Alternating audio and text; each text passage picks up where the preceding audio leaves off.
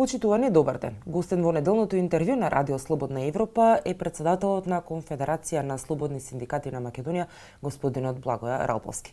Господине Ралковски, Конфедерацијата на синдикати се закани дека ќе преземе радикални мерки против новите најавени мерки на здравствените власти за невакцинираните во јавната администрација. Што конкретно планирате да преземете? Ова што го најави Министерството за здравство, тоа министерот Венко Филипче, е сосема неуставно и дискриминирачки и не може со уцена да се тераат вработените во јавниот сектор или било кој работник да се вакцинира за да може да влезе на работно место. Тоа е забрането со устав, забрането со закони. Впрочем и во Европскиот совет, која е најстара европска институција, донеса резолуција каде што кажаа дека вакцинирањето треба да биде доброволно.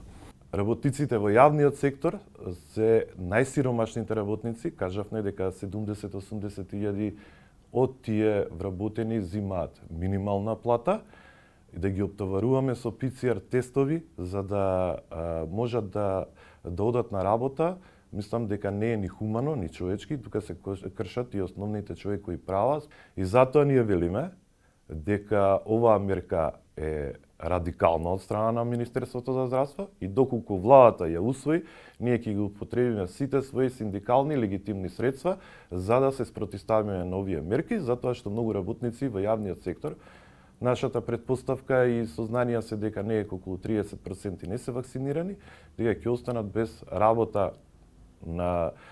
работа но ние сме еве тука за да ги заштитиме и да го спречиме оваа драконска мерка, оваа радикална мерка која што ги крши сите човекови права.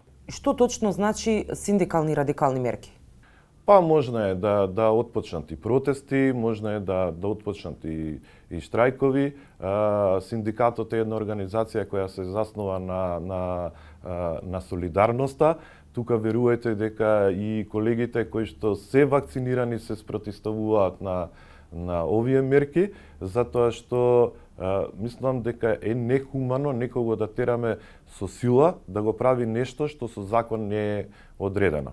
И впрочем и уставот на Република Македонија кажува дека вакцинирањето треба да биде доброволно и не може никој да не присили да примиме вакцина.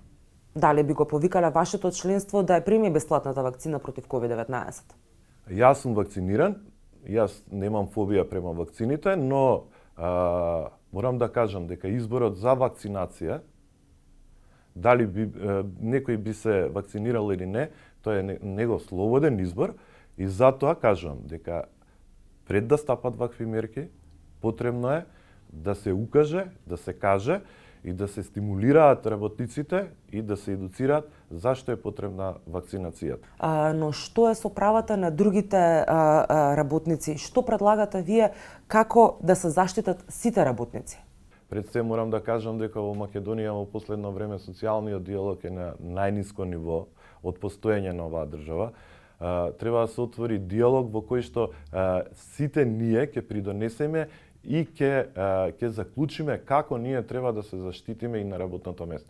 Секако, ние како синдикат имаме искуство од теренот, значи блиски сме со работниците, соработуваме со нив, знаеме што се нивните потреби, знаеме кои се нивните проблеми, така да тука ќе бидат стручните лица кои што се во делот на заштитата на инженери, во делот на заштита на работно место, доктори по медицина на трудот, епидемиолози, дел од луѓето од Министерство од владата, кои што заедно треба да заклучиме во кој дел треба ние да се движиме, да се заштитиме од оваа пандемија и да ја победиме.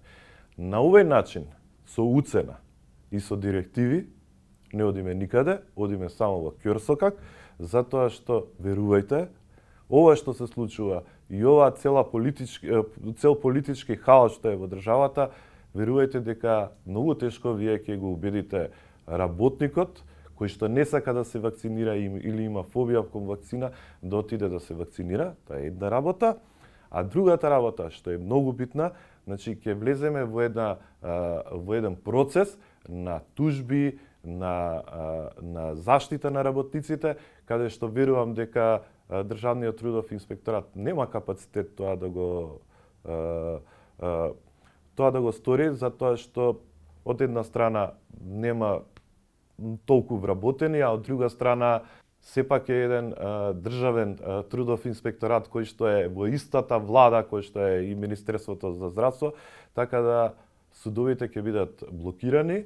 Синдикалната потрошувачка кушничка покажува дека не може да го следи растот на цените.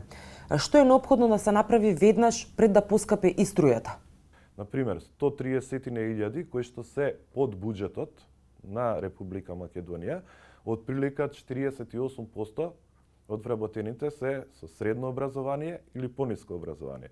Тоа значи дека тие работници, нивната плата, според каталогот на работни места, систематизацијата и бодот кој што го одредува владата е 13.400 за помлад референт до 16.600 за самостоен референт.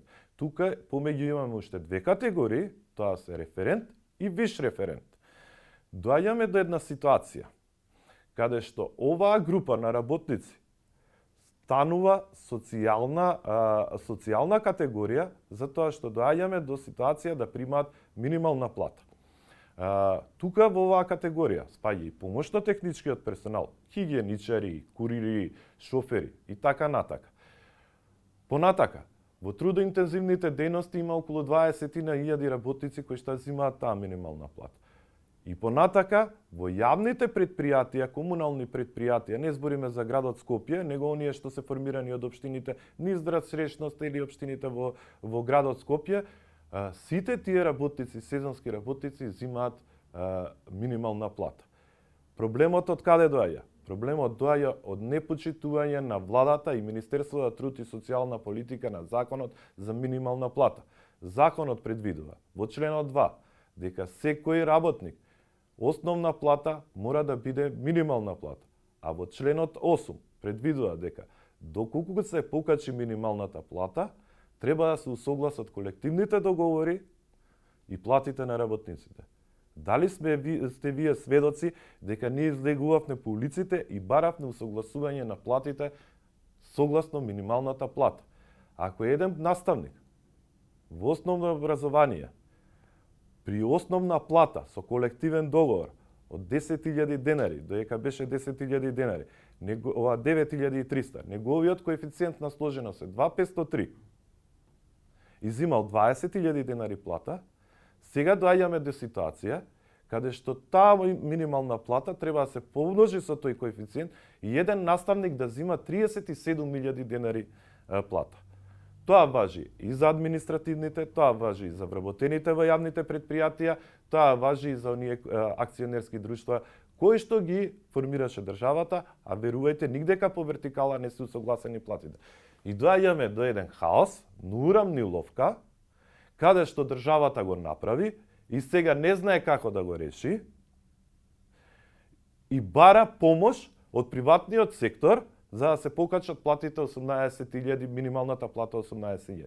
Да, ние велиме да се покачи минималната плата 18.000, да не сватите погрешно, но државата треба да субвенционира на своите 80, 70, 80.000 работници да им помогне за да можат да го добијат она што го заработуваат.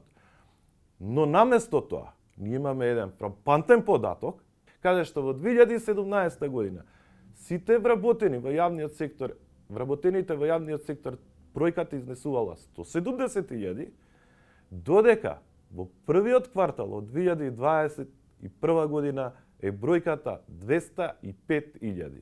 Ако разговараме дека 3 години се збореше за функционална анализа и за трансфер од јавен у приватен сектор, заклучите сами каков трансфер се случил во државата.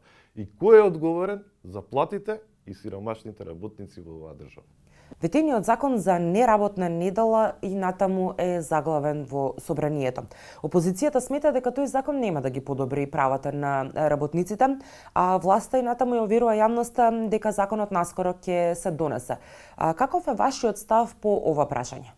Точно е дека овој закон во оваа форма нема да ги подобри правата на работниците, затоа што дава можност сите работници да работат почаат со 32 дејности, стигнавме до 38 дејности, па на крај 42, па помошни дејности, па услужни дејности на тие дејности што треба да работат. Нашиот став беше дека ниеден работник не треба да се дискриминира, сите треба да бидат исти.